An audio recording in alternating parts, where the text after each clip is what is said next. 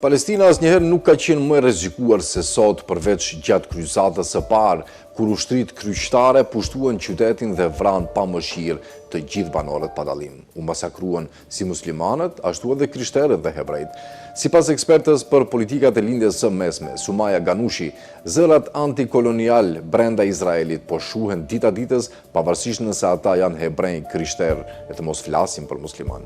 Për shembull, nga 12.5% të krishterë sa jetonin në Palestinë para shpalljes së Izraelit, numri sot është reduktuar në 1%. Kretë kjo, sipas Ganushit, për shkak të përpjekjeve ungjillore sioniste, të cilët e kanë instrumentalizuar fen për të zhdukur historinë reale shumë fetare të Palestinës dhe për ta legjitimuar pushtetin kolonial modern.